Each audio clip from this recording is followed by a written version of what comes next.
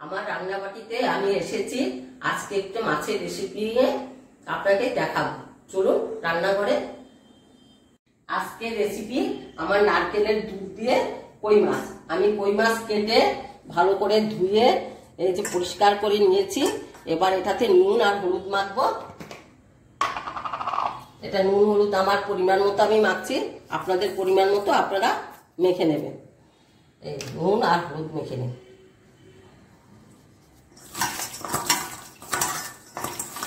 নুন হলুদ মেখে এটা একটু রেখে দিচ্ছি। এবার আমি মিক্সিতে চলে যাচ্ছি। এবার এই নারকেলের দুধ দিয়ে এই কই মাছটা করবো। তার জন্য আমার কি কি উপকরণ লাগছে আমি দেখিয়ে দিচ্ছি। প্রথম লাগবে নারকেল। আমি নারকেলের মধ্যে একটু জল দিয়ে নিয়েছি কুড়িয়ে। দেখুন, জল না দিলে নারকেলের দুধটা বেরোবে না, এরকম জল দিয়ে নিয়েছি। এবার দেব জিরের গুঁড়ো, লঙ্কার গুঁড়ো আর এই কাঁচা লঙ্কা পেস্ট করা। এই কাঁচা লঙ্কাটা পেস্ট করা 1 চামচ আমি এখানে দিয়ে দেবো। এবার কাজু আর পোস্তটা পেস্ট করে দেব। কাজু পোস্ত পেস্ট করব আর এটাকে নারকেলের দুধটাকে পেস্ট করব। এবার চলুন আমরা মিক্সিতে চলে যাই।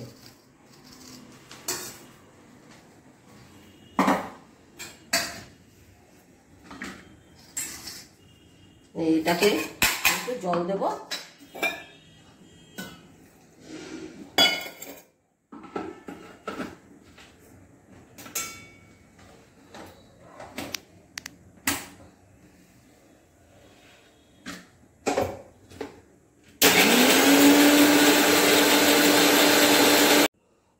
আমার এই কাজু পোস্তটা হয়ে গেছে, এটা আমি ঢেলে নেব।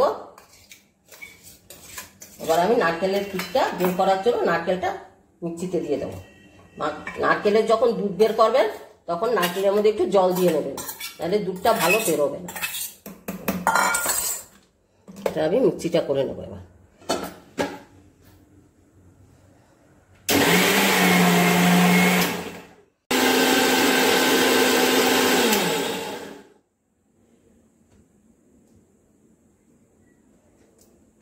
এবার আমার এটা হয়ে গেছে মিক্সিটা। এবার আমি এখন সাদা কাপড় জলে ধুয়ে নিয়েছি, নাহলে এটা কাপড়টার ভিতরে রসটা চলে যাবে অনেকটা। ধুয়ে নিলে সেটা টানে না, এই জন্য আমি কাপড়টা ধুয়ে নিয়েছি। এবার এটাকে আমি ছেঁকে নেব।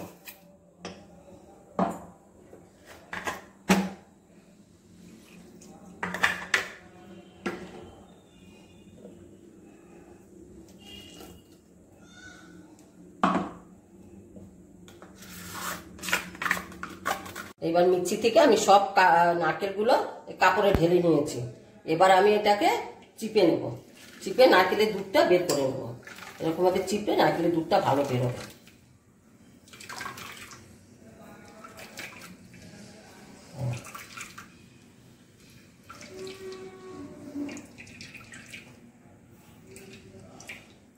এই দেখুন, আর হয়ে গেছে আমার। এই দেখুন আমার তেলটা বসিয়েছি, তেলটা গরম হয়ে গেছে। এবার মাছটাকে দিয়ে দেবো। মাছটা ভেজে, এই মাছটা একটু কড়া ভাজতে হয়।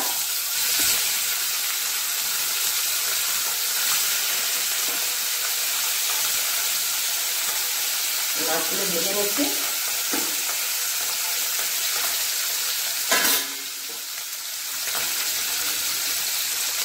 আমার মাছগুলো দেখুন ভাজা হয়ে গেছে। এরকম লাল লাল করে মাছটা ভাজতে হয়। এবার মাছটা আমি তুলে নেব। মাছটা তুলে নিচ্ছি।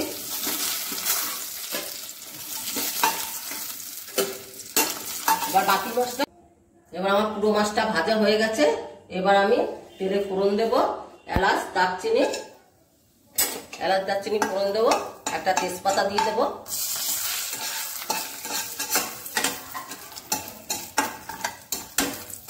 এটা একটু সেন্ট বেরোবে।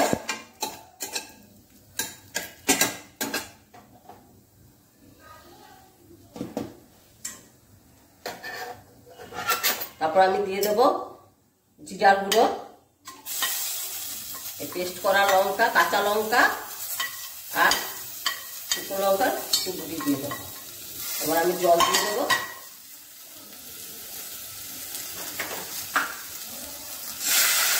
মশলা একটু পুড়ে না যায়, আমি একটু জল দিয়ে দেবো। টমেটো নুন দেবো একটু, আমার পরিমাণ মতো আমি নুন দিয়ে দিচ্ছি। এটা আমি হলুদ দেবো। মশলাটা কষানো হয়ে যাবে আমার, তারপরে আমি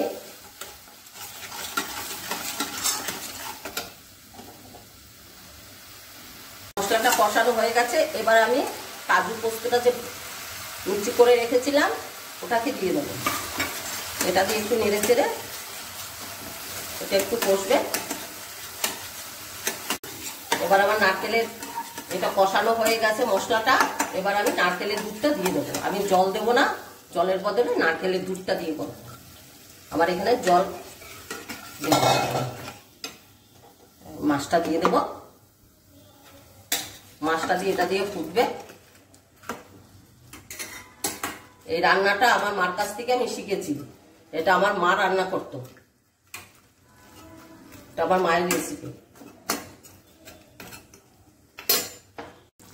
দেখুন আমার এটা প্রায় হয়ে এসছে। আমি একটুখানি মিষ্টি দেব, এই একটুখানি মিষ্টি দেব, আর এটা আমাদের গরম মশলা ঘি দেবো। এটা হয়ে গেছে। যখন তেল ছেড়ে দেবে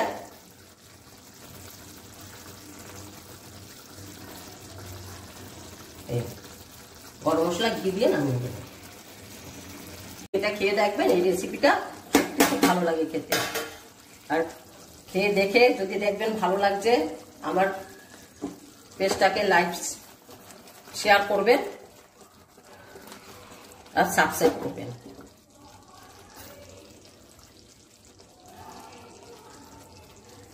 এবার দেখুন আমার এটা হয়ে গেছে, কি সুন্দর তেল ছেড়ে দিয়েছে। এই রান্নাটা একবার খেয়ে দেখবেন, খুব ভালো লাগে। এটা আপনি ভাতের সাথেও খেতে পারেন, আবার পোলাও বা ফ্রাইড রাইসের সাথেও খেতে পারেন। এটা এই দুটোতেও ভালো লাগে খেতে। এবার আমি নামিয়ে দিচ্ছি।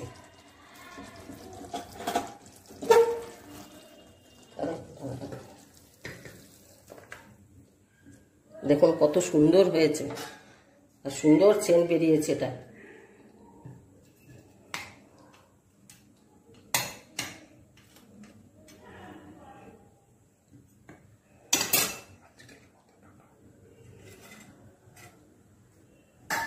আমার রান্নাটা আজকের মতো এখানে শেষ হলো।